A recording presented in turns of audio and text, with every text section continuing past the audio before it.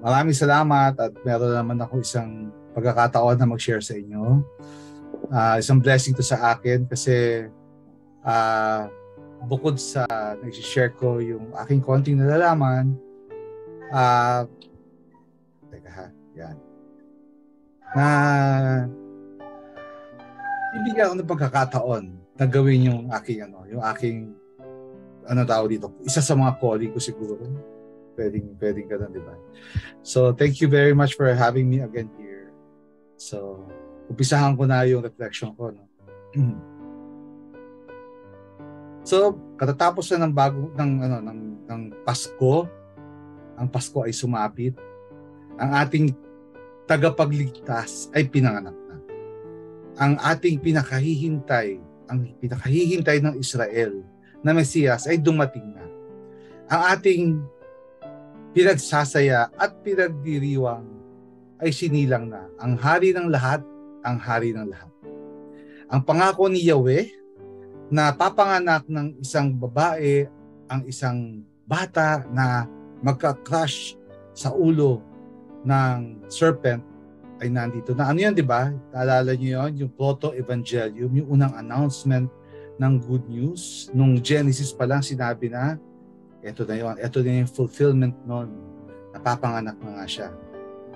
Ang hari ng mga Hudyo na sinasabi ni Pilato, si Pilato nagsabi, Inri, di ba? Yung Jesus, Nazarenus, Rex, yung mga Hudyo.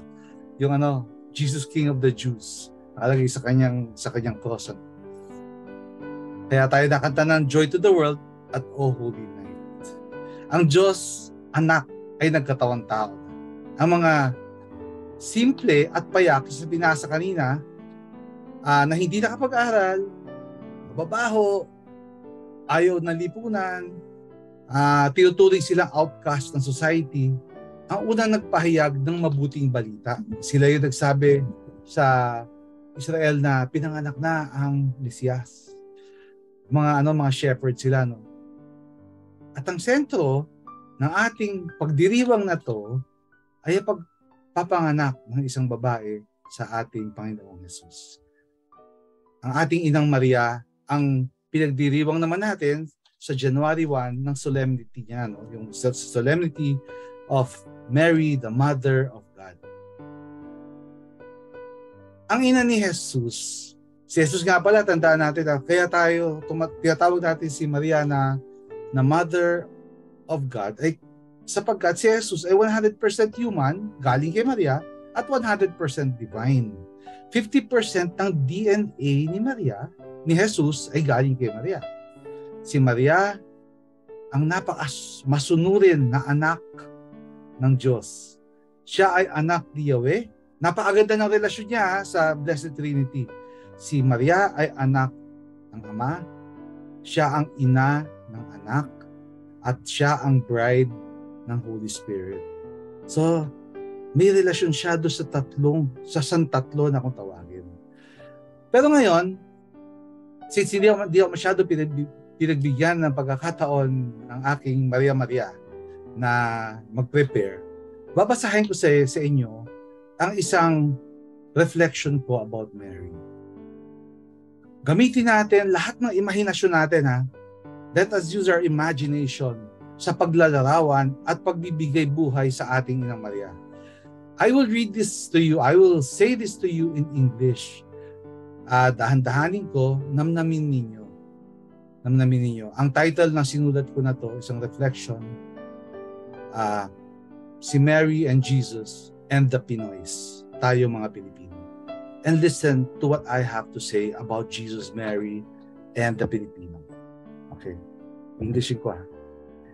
When God was incarnated, it was through a human family, and in particular, through a woman who was obedient, who never doubted, and was happy and magnified God to know that she will carry God's Son. Sinabi niya ito sa Magnificat, di ba? She is a virgin who carried Jesus for 9 months in her tummy. Jesus was the apple of her eyes. When the 3 Magi visited and gave him gifts, and also when the shepherds, yung binasa natin today, came and gave him reverence. Nagbigay pugay sila sa ating Panginoon. Sigurado ko si Jesus ay pinasuso ng ating Inang Maria for the first several years of his life. Kasi wala pa namang wala pa namang formula milk nung araw. It was only through breastfeeding that they could give nutrition to the child. She was stressed and ran for Jesus' life when the danger of Herod was announced by an angel. Kaya tumakbo sila sa Egypt, di ba? Tumakbo sila sa Egypt dahil papatayin ni Herod si Jesus. Gusto niyang patay lahat ng bata na 2 taong gulang. Mary surely felt the pain nung tinuli si Jesus. Masakit yon para sa aming mga lalaki. Lalo na bata yon. Pinutol ang foreskin nung bata. She was proud when Simon and Anna said wonderful words for him. Mary was surely scared and worried to death when he was lost and found in the temple. Di ba? Nawala siya. Ang layo-layo na nila. Bumalik pa sila dahil nawala si Jesus. Nung mga nawawalang, hindi recorded na mga taon ni Jesus sa Biblia. Let us imagine through our experiences of growing up, kung ano nangyari sa buhay niya noon nung bata siya. I am sure he was well taken care of. Pinakain ni Maria sa kanyang kamay when he was still unable to. Hindi siya pa makakain.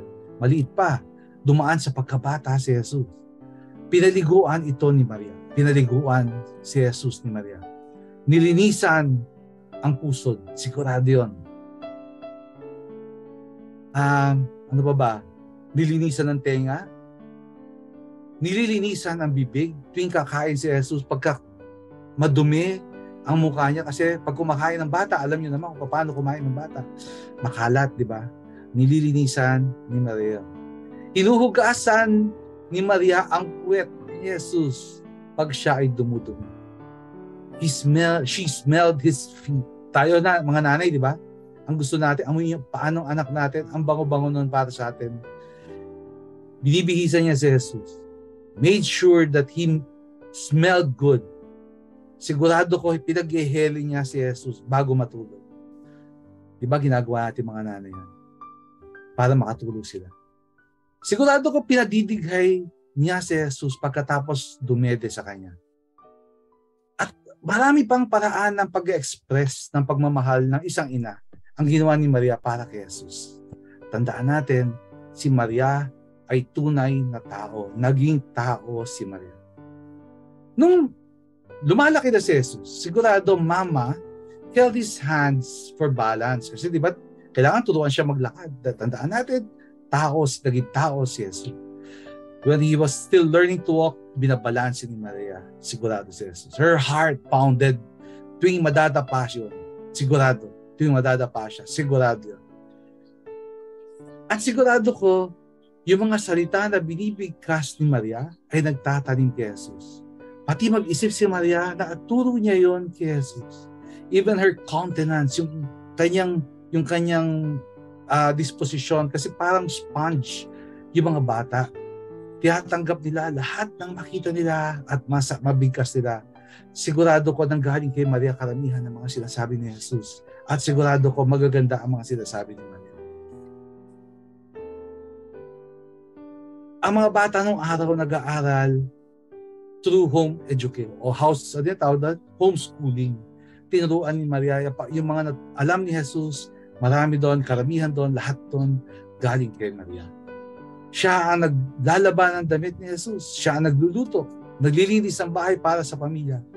Sigurado ko lagi niyang ini-embrace si Jesus. Hinahalikan, kinakantahan, sinasabihan ng mga kwento, buwibisita sa pamilya, pumupunta sa mga pilgrimages kasi sila ay Hudyo. They had vacations. And lahat na ginagawa ng isang normal na pamilya. At nung si Jesus ay 30 years old na, she kept him and the disciples at tow. Hila-hila ni Maria. Kasi imbitado si Maria sa isang kasalan. Sinama niya si Jesus at ang kanyang mga disipulo. Kung saan nagawa ni Jesus yung unang milagro ng yung pagiging ang tawag dito, water to wine. The first miracle of Jesus. Pero ang pinaka-importante sa lahat, huwag nating kalilimutan, si Maria, lagi sinasabi, do whatever He tells you. She never wanted glory. She never wanted honor. It was all pointing to Jesus. Lahat ng kanyang papuri ay para kay Jesus. Alam niya na hindi siya ang liwanag, kundi si Jesus ang liwanag.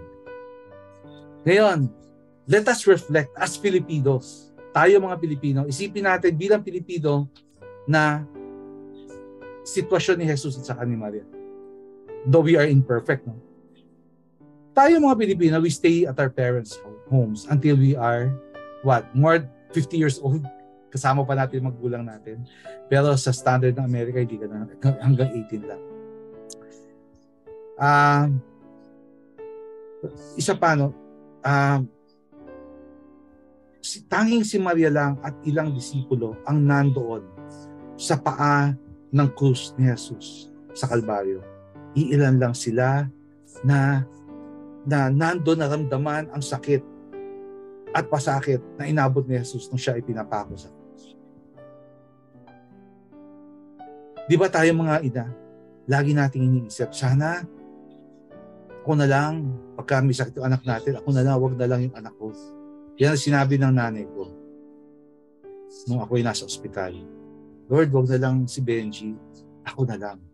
Yun nga, kinuha nga nanay ko kasi she wanted na mawala sa akin. Ganun ang mga ina. Ganun nating kamahal ang mga anak natin. Okay, indeed, we are Catholics. We are Filipinos. We share the same experiences. We receive the same love and care from our mothers. Lahat tayo, di ba? Walang Pilipino ang tao dito, yung no Filipino hate his or her mom. Lahat tayo mahal natin ang mga ina natin. Nor would Jesus. How would you feel if you see someone angrily tearing a picture of your mom? Pinupunit ang litrato ng nanay mo. O kaya nagpagawa ka ng isang bagay na nagre-represent ng nanay mo at sinisira nila. Papayag ba kayo? Pinoys would protect their moms from all danger and from those who would attack her. And lalo na si Jesus. Ayaw niya yun. Ayaw niya yun. Gusto ni Jesus na let us reverence Mary, yung nanay niya. Kung gaano niya kamahal ang nanay niya, sana ganun din natin mahalin si Maria. Ngayon ay solemnity ng Mary, Mother of God. Si Maria ay ina ng Diyos. Naging nanahan si Jesus sa kanyang sinapupunan for 9 months. Yun ang holiest of holies. Yun ang pinaka-tao dito, yung Holy Land, nasa tiyan ni Maria. Sabi ni Mary lagi, love my son. Hindi sa kanya, kundi si Jesus. Ang tinuturo niya, di ba? So, I would just like to honor Mary today by saying that reflection, ayaw ni Jesus na disrespect natin yung nanay niya. At tayo mga Pilipino, lalo na tayo mga Katoliko, mahal na mahal natin si Maria. Kasi alam natin na siya ay ina ng Diyos. Okay? Maraming salamat po sa inyo. Magandang gabi. Merry Christmas and Happy New Year na and Happy Solemnity of our Mother Mary, the Mother of God. Thank you.